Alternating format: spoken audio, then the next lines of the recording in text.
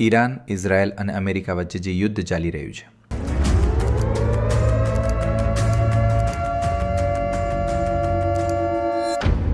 એક તરફ તો આપણે જોઈ રહ્યા છીએ કે એવા લોકો છે જે આ જ યુદ્ધનો ઉપયોગ પૈસા કમાવા માટે કરી રહ્યા છે. તેનું એક ઉદાહરણ આપણે જોઈ રહ્યા છીએ એલપીજી સિલિન્ડરોની કાળાબજારી જે ચાલી રહી છે. તો તમને અચરજ કેમ થાય છે જ્યારે તમે જુઓ છો કે એક દેશ બીજા પર ચડી બેઠો પછી કોઈ કાળાબજારી કરીને તેમાંથી પૈસા કમાઈ રહ્યું છે? જ્યારે બીજી લડાઈઓ થઈ હતી ત્યારે પણ આવું જ થતું હતું. જ્યારે પણ ઇતિહાસમાં યુદ્ધો થયા છે, સમાજનો એક વર્ગ રહ્યો છે જે અચાનક અમીર થઈ ગયો છે. બીજાની લાશો પડી રહી હોય તેના પરથી નફો બનાવવો તેના માટે બહુ સરળ છે. કોઈ એક માણસ બતાવી દો આ આખા પ્રપંચમાં જે સાચો હોય, એક બતાવી દો. દરેક માણસ પોતાના સ્તર પર પોતાની સામર્થ્ય અને પોતાની ઓકાત મુજબ જેટલું વધારેમાં વધારે ખોટું બોલી શકે છે બોલી રહ્યો છે, છળ કરી શકે છે કરી રહ્યો છે. અને કોઈની સાથે સહાનુભૂતિ રાખવી પણ બહુ મુશ્કેલ છે, કારણ કે આ બધા મામલામાં સૌ ઉઘાડા છે. અહીં સાચું કોણ છે એ તો મને જણાવો. મને માફ કરજો, 2 દિવસ માટે તમારા શહેરમાં આવ્યો અને કડવી વાત બોલી રહ્યો છું. આપણે બહુ ખરાબ લોકો છીએ. આપણે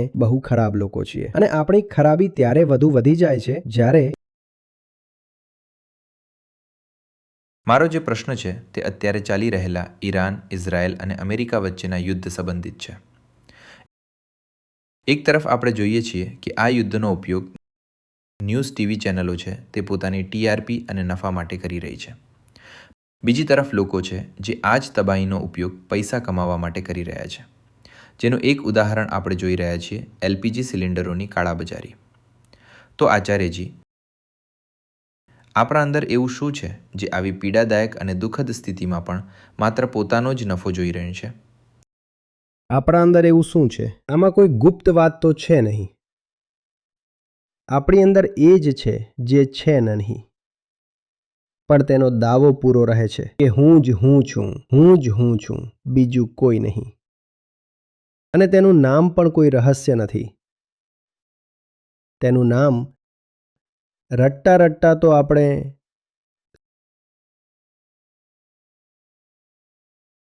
શું નામ છે તેનું?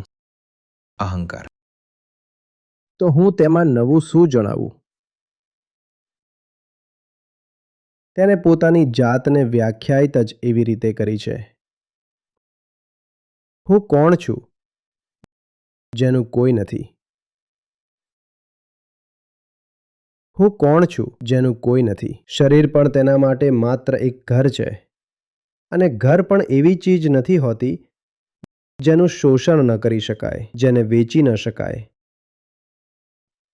કે જેના પર હથોડો ન ચલાવી શકાય. અહંકાર કોઈના પર પણ હથોડો ચલાવી શકે છે. અહંકાર કંઈ પણ વેચીને ખાઈ શકે છે. જોયું છે ને તે શરીરનું જ કેવી રીતે શોષણ કરે છે. અહંકારને એકલતા લાગે છે તો તે દારૂ પીએ રાખે છે અથવા ગંદુ ખાવાનું ખાધે રાખે છે, તેલ, મરચું, ઘી. એકલતા કોને લાગતી હતી? શરીરને. પણ જે આ તમે ખાઈ પી રહ્યા છો તેનાથી બરબાદ કોણ થયું? શરીર. એકલાપણું કોને લાગી રહ્યું હતું? અહંકારને. જો શરીરને લાગતું હોત તો જ્યારે ઊંઘતા હોત ત્યારે પણ શરીર એકલતા અનુભવત. પણ જ્યારે તમે સૂઈ જાઓ છો, અહંકારની દશા બદલાઈ જાય છે ત્યારે તો એકલતા ક્યાંય રહેતી નથી. એકલતા અહંકારને હતી અને બરબાદ તેણે કોને કરી દીધું? શરીરને. આજે બહુ એકલતા છે તો આજે ચોકલેટ વધુ ખાઈ લઈએ. આજે ડિપ્રેશન જેવું લાગે છે, ચાલો ચાટ પકોડી ખાઈ આવીએ. વીકેન્ડ છે, 4 મિત્રો આવી ગયા, ચાલો મહેફિલ જમાવીએ. બોટલ ખોલો. અહંકારનો અર્થ જ એ છે જે પોતાની જાતને હંમેશા અપૂર્ણ માને છે. હંમેશા અપૂર્ણ માને છે. તે કોઈનો સગો નથી. જ્યારે તે પોતાનો સગો નથી તો તે બીજાનો શું સગો થશે? તે પોતાનું ભલું નથી કરી શકતો, તે બીજાનું શું ભલું કરશે? તો તમને અચરજ કેમ થાય છે જ્યારે તમે જુઓ છો કે એક દેશ બીજા પર ચડી બેઠો પછી મીડિયા તેનાથી મજા લઈ રહ્યું છે, કોઈ કાળાબજારી કરીને પૈસા કમાઈ રહ્યું છે? તે માત્ર આજે જ નથી થયું. જ્યારે બીજી લડાઈઓ થતી હતી ત્યારે પણ આ જ થતું. જ્યારે પણ યુદ્ધો થયા છે, સમાજનો એક વર્ગ અચાનક અમીર થઈ ગયો છે. અહંકાર કોઈનો સગો નથી, કહી તો રહ્યો છું. બીજાની લાશો પરથી નફો બનાવવો તેના માટે બહુ સરળ છે. તે તો એવો છે કે પોતાની પણ લાશ પાડી દે. પોતાની એટલે કે આ શરીરની, જેની અંદર તે પોતે સ્થાપિત હોવાનું માને છે. એ તો એવો છે કે આ શરીરની, પોતાના જ શરીરની લાશ પાડી દે પોતાના ફાયદા માટે. આત્મહત્યા ઉદાહરણ તરીકે બીજું શું છે? લૂંટાઈ ગયા, બરબાદ થઈ ગયા. આ શું શરીરને લાગતું હતું? આ શું શરીરને લાગતું હતું? હાલત ખરાબ કોની હતી શરીરની? 25 વર્ષનો જવાન છોકરો છે. શરીર તો હટ્ટું કટ્ટું હતું. શરીરમાં તો કોઈ ખરાબી નહોતી. બધી ખરાબી કોને હતી? અહંકારને. અને મારી કોને નાખ્યું? પંખે લટકી ગયો. કોને માર્યો? અહંકાર મર્યો? ના, શરીર મર્યું. અહંકાર એવો છે કે બીજાની તો શું, પોતાની પણ લાશ પાડી દે. કોઈ આતંકવાદી તાલીમ કેન્દ્રમાં ગયા. ત્યાં અહંકારને એવી તાલીમ આપી કે બોમ્બ બાંધીને જાઓ, ઉડાવી દો. ફિદાઈન દસ્તો બનાવી દીધો. યુવાન છોકરો હતો, ફરીથી 25 વર્ષનો. શું કર્યું જઈને?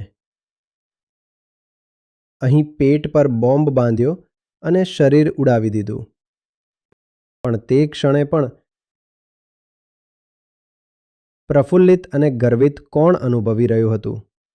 અહંકાર. અહંકાર પોતાના સ્વાર્થ ખાતર બીજાનું શરીર તો ઠીક, પોતાનું શરીર પણ ઉડાવી શકે છે.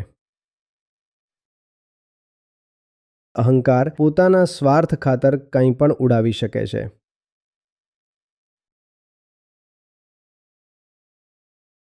માણસ સારો હોય છે.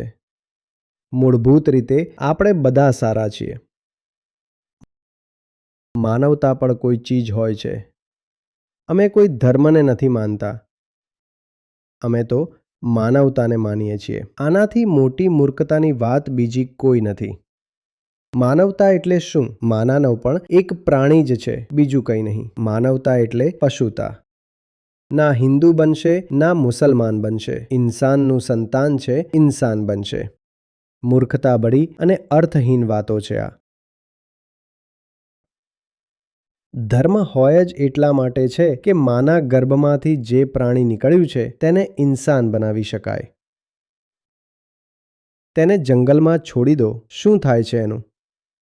તમે એને કોઈ શિક્ષણ દીક્ષા ના આપો, છોડી દો જંગલમાં. પછી જુઓ કે તે માણસની ઓલાદ છે, કયો ઇન્સાન બને છે.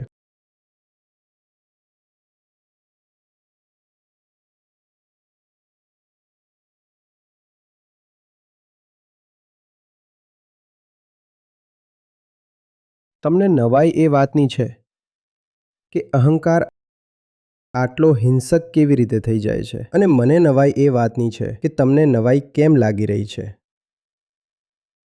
આમાં નવાઈ જેવું શું છે? હું જણાવું છું શું નવાઈની વાત છે. અહીંથી અસલી મુદ્દો શરૂ થાય છે. નવાઈની વાત એ છે કે આપણે પોતાની જાતને પટ્ટી ભણાવી રાખી છે કે આપણે સારા લોકો છીએ, આપણી આસપાસ પણ સારા લોકો છે. ના, એવું નથી. મને માફ કરજો. 2 દિવસ માટે તમારા શહેરમાં આવ્યો છું અને કડવી વાતો કહી રહ્યો છું. આપણે બહુ ખરાબ લોકો છીએ, દરેક વ્યક્તિ. આપણે ખરાબ ના હોત તો ધર્મ, આધ્યાત્મ કે શિક્ષણની આપણને કોઈ જરૂર ના હોત.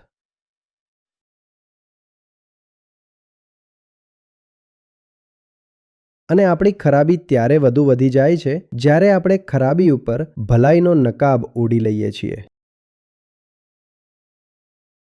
તમે કહો છો ને કે દુનિયામાં 2 પ્રકારના લોકો હોય છે, સારા માણસો અને ખરાબ માણસો. ચાલે છે આવી માન્યતા. પણ વાસ્તવમાં 2 પ્રકારના લોકો આ છે, ખરાબ માણસો અને ખરાબ સારા માણસો.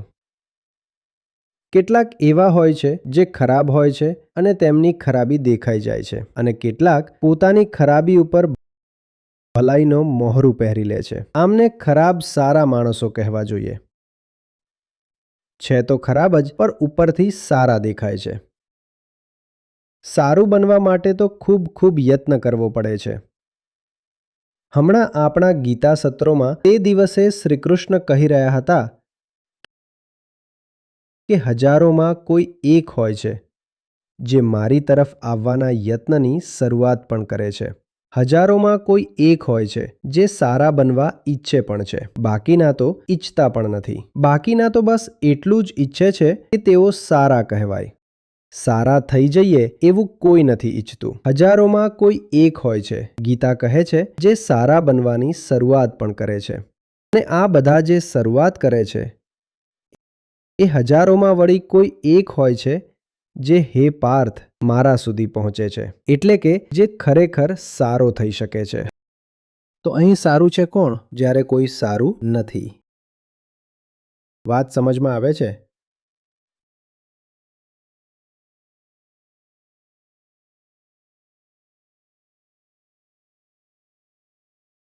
તેની મૂળ વૃત્તિ પોતાને બચાવવાની છે. તેને જે પણ જોઈએ કે ના જોઈએ, બાકી બધી બાબતો એક તરફ. પહેલી વાત એ છે કે હું કાયમ રહું. આત્મરક્ષા.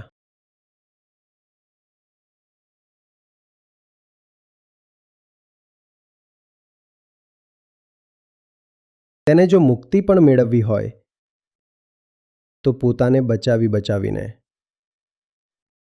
તેને જો મુક્તિ પણ મેળવવી હોય તો પોતાને બચાવીને.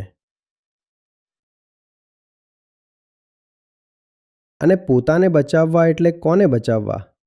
પોતાની બુરાઈને બચાવવી. તો પછી બુરાઈ મટી કેવી રીતે જશે માણસની? કારણ કે માણસ ખરાબ જ જન્મે છે અને તેની પહેલી વૃત્તિ, સૌથી મૂળભૂત વૃત્તિ હોય છે પોતાની બુરાઈને બચાવી રાખવાની. બુરાઈ મટશે કેવી રીતે? હજારોમાં કોઈ એક હોય છે જેને એવો વિચાર પણ આવે છે કે હું ખરાબ છું, મારે આ ખરાબી હટાવવી છે. અને જે હજારોમાંથી કોઈ એકને આ વિચાર આવે છે, એવા જ્યારે 1000 મળી જાય છે ત્યારે તેમાં કોઈ એક હોય છે જે ખરાબી હટાવવામાં સફળ થઈ શકે છે. આપણે જેને સભ્યતા અને સંસ્કૃતિ કહીએ છીએ તે ઇતિહાસમાં કોઈ પણ પ્રજાતિ દ્વારા પોતાને આપવામાં આવેલો સૌથી લાંબો મોટો દગો છે. આપણે પોતાને એવું મનાવી લીધું છે કે આપણે સારા લોકો છીએ. તમે ક્યારેય તપાસ્યું છે કે આપણે ખરેખર કેટલા સારા લોકો છીએ? ક્યારેય તપાસ્યું છે? અને જે પુરાવાઓ સામે આવે છે જે સ્પષ્ટ દર્શાવે છે કે આપણે બહુ ખરાબ લોકો છીએ, તમે જોયું છે કે આપણે એ પુરાવાઓને દબાવી કે ઉપેક્ષા કેવી રીતે કરીએ છીએ?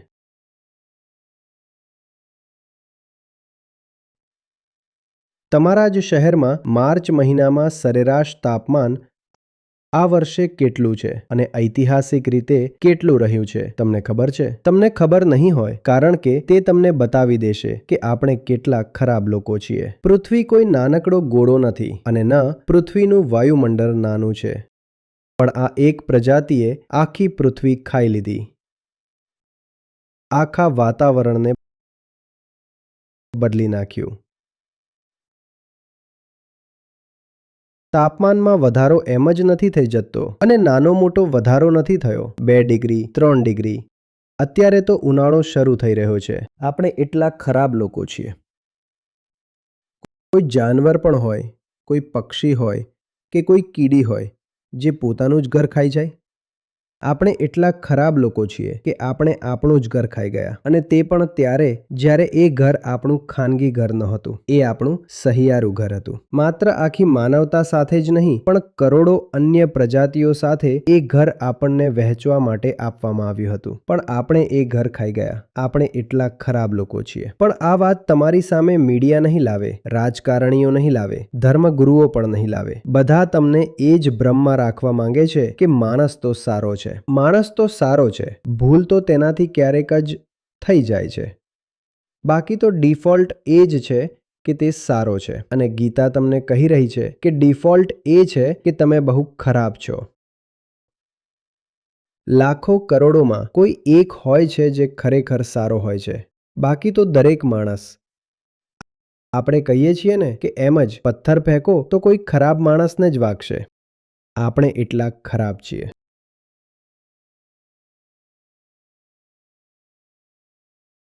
હવે કહો, હવે નવાઈની વાત લાગે છે કે પેલા 2 જણા ચડી આવ્યા છે અને ઈરાનને મારી રહ્યા છે. અને એ બંને દેશોના જે ધર્માનુયાયીઓ છે તે કહી રહ્યા છે કે હા, એક ઈસાઈ તાકાત અને યહૂદી તાકાત મળીને એક મુસલમાન તાકાતને મારી રહી છે. અને ત્યાં જેટલા મુસલમાન છે તેઓ થોડા દિવસ પહેલા સુધી પોતાની હુકુમત પાડી દેવા તૈયાર બેઠા હતા. ત્યાં 3 વર્ષથી વિદ્રોહ ચાલી રહ્યો છે. યુવાનો દ્વારા, મહિલાઓ દ્વારા. ત્યાં વિદ્રોહનો ઝંડો બુલંદ છે. પરંતુ હવે અમેરિકાનું આક્રમણ થઈ ગયું છે તો તેઓ કહી રહ્યા છે, ના, હવે આપણે રાષ્ટ્રવાદી થઈ ગયા. હવે આપણે અંદરો અંદર એક છીએ અને આપણા સહિયારા દુશ્મન આ છે, ઈસાઈ અને યહૂદી.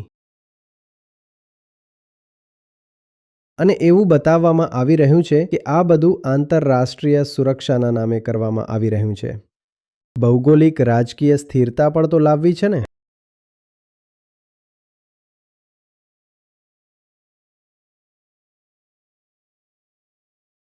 કોઈ એક માણસ બતાવો આ આખી ઘટનામાં, આ આખા પ્રપંચમાં જે સાચો હોય, એક બતાવો. દરેક માણસ પોતાના સ્તર પર પોતાની ક્ષમતા અને ઓકાત મુજબ જેટલું વધારેમાં વધારે ખોટું બોલી શકે છે તે બોલી રહ્યો છે, છળ કરી શકે છે તે કરી રહ્યો છે. અને કોઈની સાથે સહાનુભૂતિ રાખવી પણ બહુ મુશ્કેલ છે, કારણ કે આ બાબતમાં બધા જ નગ્ન છે. અત્યારે ઈરાન પીટાઈ રહ્યું છે, પણ આ જ ઈરાને સિરિયા, લેબનોન, ઓમાન અને ખબર નહીં કેટલીય જગ્યાએ આતંકવાદી જૂથો ઊભા કરી રાખ્યા હતા. પોતાના જ દેશના લોકોને દબાવી રાખ્યા હતા. તો લાગે તો છે કે ઈરાન સાથે ખોટું થઈ રહ્યું છે, પણ ઈરાનનો સાથ આપવો પણ મુશ્કેલ છે, કારણ કે તમે ક્યાં દૂધે ધોયેલા છો. પેલી બાજુ ઇઝરાયલને જુઓ તો ત્યાં દેખાય છે કે વાત તો સાચી છે. હમાસ તેમના પર ચડી આવ્યું હતું. તેઓ કંઈ નહોતા કરી રહ્યા અને આવીને તેમના હજારો લોકોને મારી નાખ્યા. પણ પછી જુઓ કે ઇઝરાયલે શું કર્યું છે. તો પછી કહો છો કે ઇઝરાયલ કરતાં પણ વધારે ખરાબ તો પેલેસ્ટાઇન સાથે થયું છે. અહીં સાચું કોણ છે એ તો કહો. અને ત્યારબાદ તમે કહો છો, અરે અરે અરે, દુનિયા કેટલી ખરાબ છે, કેટલું અજીબ થઈ ગયું. અજીબ એ થઈ ગયું કે તમે દુનિયાને સારી માની રહ્યા હતા અને તમારી મજબૂરી છે દુનિયાને સારી માનવી, કારણ કે દુનિયાને સારી નહીં માનો તો તમારે વિદ્રોહ કરવો પડશે.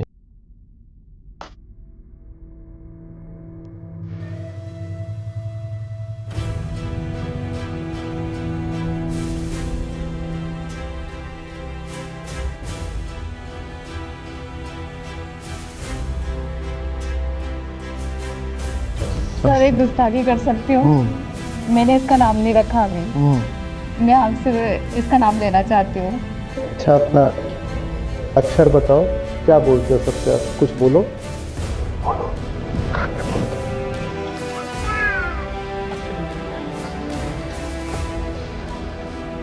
आप बोल रहे आर्जा. सीधा सरल बोला. भाई नाम कहाँ हो गया किसी का. तालियां तो बजनी चाहिए ना.